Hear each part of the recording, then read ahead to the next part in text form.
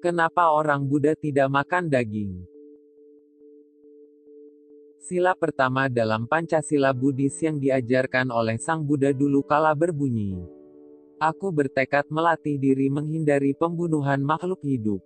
Berhubungan dengan ajaran ini, yang menjunjung tinggi prinsip, tanpa kekerasan, apakah berarti seorang Buddhis harus menjadi vegetaris? Tidak harus. Umat Buddha tidak diperbolehkan makan daging jika 1. Membunuh binatang atau makhluk hidup dengan tangan sendiri. 2. Menyuruh seseorang untuk membunuh binatang atau makhluk hidup atas namanya. 3. Membiarkan seseorang untuk membunuh binatang atau makhluk hidup atas namanya. Contoh kasus mengenai ketiga hal tersebut di atas yang sering terjadi misalnya, kita membeli seekor hewan hidup dan kemudian entah dengan tangan kita sendiri, atau dengan menyuruh orang lain dan membiarkannya membantai hewan hidup tersebut, untuk kemudian dagingnya ia santap, baik sendirian, maupun dengan tujuan didermakan ke orang-orang lain.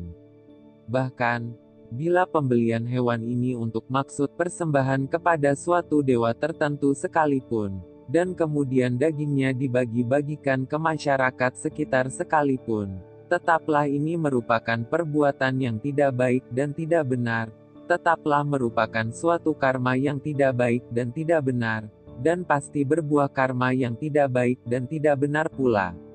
Umat Buddha diperbolehkan memakan daging jika binatang itu dibunuh. 1.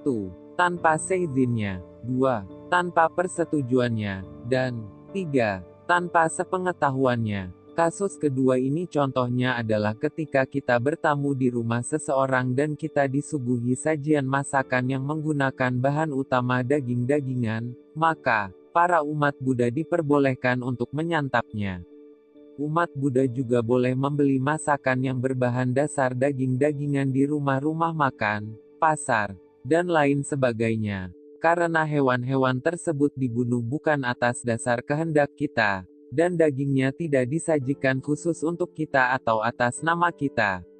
Meskipun demikian, tetaplah di saat kita menyantap daging ini kita sedikit atau banyak turut bertanggung jawab secara tidak langsung atas terbunuhnya hewan tersebut. Meskipun Sang Buddha tidak mengharuskan para siswanya untuk menjadi vegetarian, namun beliau pernah menasehati para beku untuk menghindari memakan 10 jenis daging dengan tujuan demi kehormatan dan perlindungan diri mereka sendiri. Ke-10 jenis daging itu adalah 1. Daging manusia. 2. Gajah. 3. Kuda. 4. Anjing. 5. Ular. 6. Singa. 7. Harimau. 8. Macan tutul. 9. Beruang.